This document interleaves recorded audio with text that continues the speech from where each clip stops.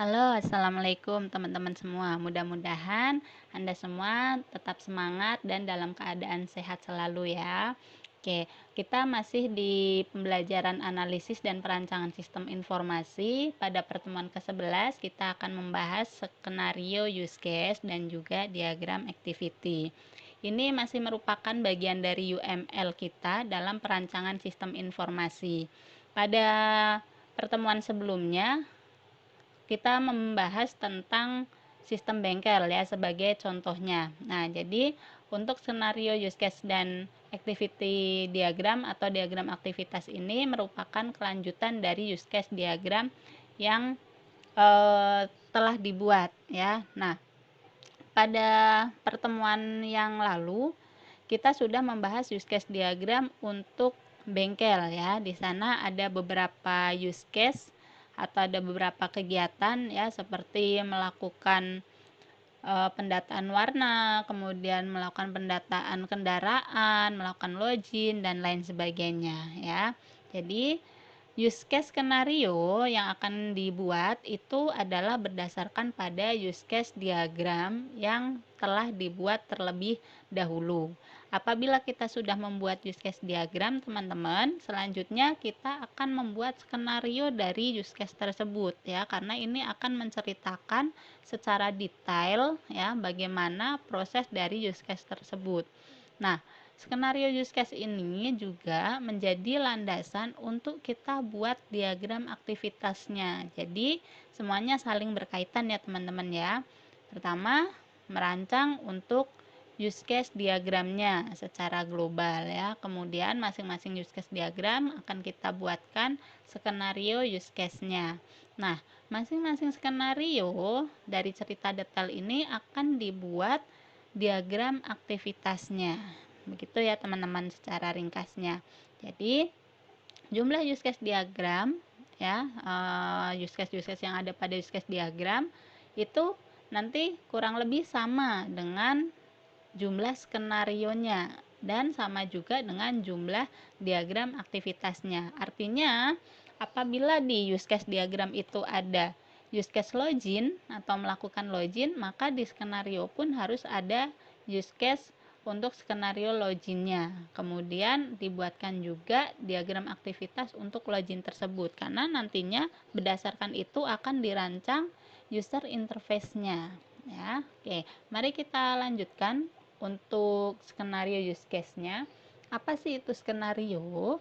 Skenario adalah urutan langkah-langkah yang dilakukan dalam suatu proses sistem ya. Jadi mendetailkan dari yang ada pada setiap use case-nya.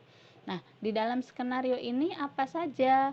Nanti akan ada identifikasi ya, skenario utama, skenario alternatif dan kondisi akhir. Yang mana identifikasi ini akan memberitahukan kepada kita bahwa ini adalah untuk skenario use case yang mana ya. Jadi ada nama use case-nya. Kemudian siapa yang akan terlibat dalam skenario use case ini yang kita buatkan ya. Kemudian deskripsikan bahwa use case yang kita buat tersebut adalah untuk proses apa dan bagaimana prosesnya. Kemudian ada skenario utama, teman-teman. Nah, di bagian skenario utama ini berisi aksi aktor. Aktor ini melakukan apa saja dan sistem kita nantinya akan bereaksi seperti apa ya. Jadi, atas tindakan yang dilakukan oleh aktor, sistem akan merespon seperti apa ya. Kemudian ada bagian skenario alternatif. Skenario alternatif ini adalah apabila dari skenario utama ya, ini terjadi pilihan. Biasanya jika berhasil dia akan melanjut ke proses selanjutnya, jika tidak, nah tidaknya itu biasanya ada di bagian skenario alternatif ya. Nah, kondisi akhir itu merupakan akhir dari proses sistem ya. Jadi, dalam pembuatan skenario use case ini diceritakan dari awal kemudian sampai akhirnya seperti apa dari proses sistem tersebut ya. Jadi ada beberapa bagian, ada bagian identifikasi, ada skenario utama, alternatif dan kondisi akhir. Ini merupakan blok ataupun template-nya ya, template untuk skenario use case. Kenapa harus ada template-nya? Karena supaya seragam dari semua use case yang kita miliki. Misalnya kita memiliki use case untuk login, maka skenario login bentuknya akan seperti ini.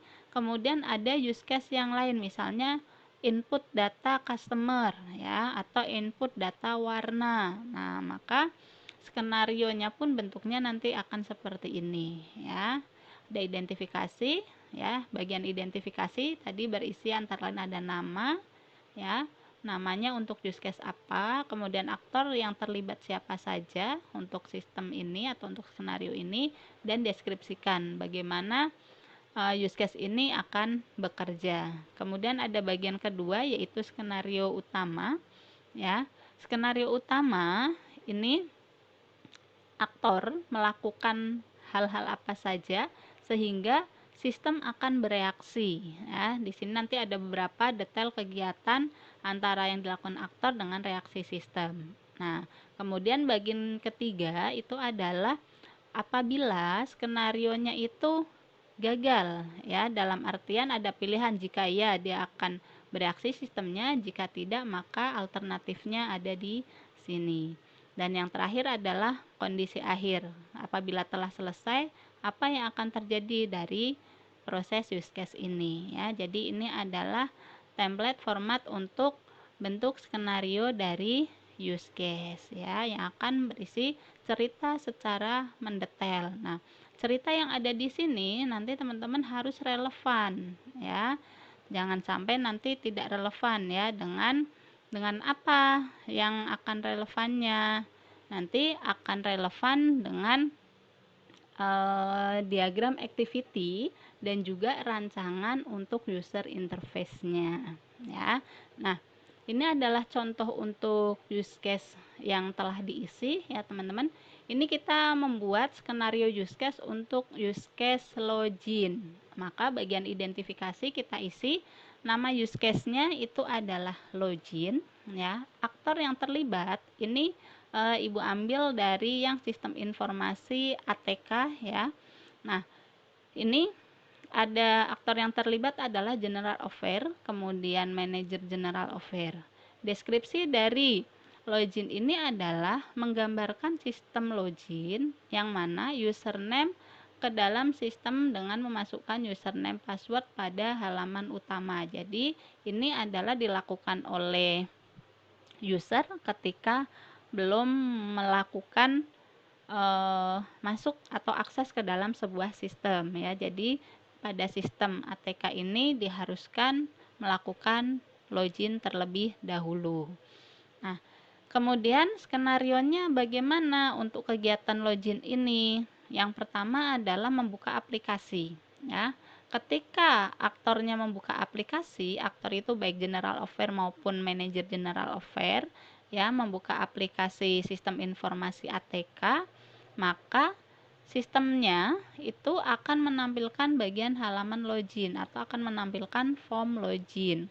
Nah, setelah menampilkan form login, itu aktor akan mengisi ya. Di sini akan mengisi form login tersebut yang berisi username dan password ya. Setelah diisi di sini kemudian aktor memilih tombol yang ada pada form login ya. Baik itu misalnya sebagai contoh adalah klik tombol login ataupun klik cancel ya. Nah, karena di sini login itu sebagai otoritas, maka sistem tentunya harus melakukan validasi ya, mencocokkan antara username dan password yang diisi pada form login dengan username dan password yang ada pada database sistem informasi ATK ya. Nah, apabila loginnya ini berhasil ya, artinya username dan passwordnya itu cocok ya, yang diinput pada form dengan yang ada pada database, maka akan muncul login berhasil ya. Kemudian bisa diklik OK ya, kemudian menampilkan form menu utama. Ini apabila cocok. Nah, tadi kan ada pilihan ya, berarti di sini jika sesuai. Nah, jika tidak sesuai, maka yang ditampilkan adalah username passwordnya salah ya. Nah, kemudian klik OK, menampilkan kembali form login. Artinya usernya harus mengisi kembali form login ya. Ini apabila telah selesai, apa sih kondisi akhir yang tercapai? Kondisi akhir yang tercapai apabila user berhasil login adalah dapat melakukan kegiatan pada sistem sesuai dengan kewenangannya ya. Biasanya ada otoritasnya, misalnya untuk General Affair bisa mengakses menu apa saja, kemudian manajer General Affair bisa mengakses menu apa saja ya. Jadi di sini diceritakan secara detail dan runut kegiatan yang dilakukan oleh aktor terhadap form ataupun sistem kita ya. Cukup dapat mudah difahami ya teman-teman ya. Nah, lalu kita lanjutkan diagram aktivitas ya. Diagram aktivitas atau activity diagram itu menggambarkan berbagai aliran aktivitas yang ada dalam sebuah sistem yang sedang dirancang dan bagaimana masing-masing dari aliran itu berawal ya, kemudian keputusan yang mungkin terjadi itu bagaimana dan bagaimana aktivitas tersebut akan berakhir. Tujuan dari pembuatan aktivitas diagram ini adalah untuk menggambarkan proses bisnis dan urutan aktivitas dalam sebuah proses ya. Jadi bedanya seperti ini teman-teman. Kalau use case diagram itu adalah secara umum ya, secara umum kegiatannya. Kemudian kalau skenario itu adalah menjabarkan use case diagram secara cerita ya, sedangkan kalau activity diagram itu menggambarkannya dalam bentuk simbol diagram activity ya, gitu teman-teman ya. Oke, kita kenalan dulu sama manfaat dari diagram aktivitas ini ya. Jadi manfaatnya antara lain dengan rancangan proses bisnis ini ya, maka setiap aktivitas dapat didefinisikan secara baik ya, secara runut ya. Kemudian urutan atau pengelompokan dari tampilan dari sistem yang kita bangun ya, jadi tampilan user interface-nya itu kita sudah punya bayangan ya berdasarkan skenario yang dibuat ya. Nah, diagram aktivitas juga menggambarkan rancangan pengujian. Kenapa? Karena seperti tadi ketika ada klik OK, ada harus menuju kemana? Apakah kembali ke form menu utama ataukah kembali mengisi ke bagian nama user dan passwordnya ya. Jadi salah satu manfaatnya adalah kita sudah memiliki gambaran kira-kira nanti kegiatan dalam sistem tersebut akan seperti apa gitu ya.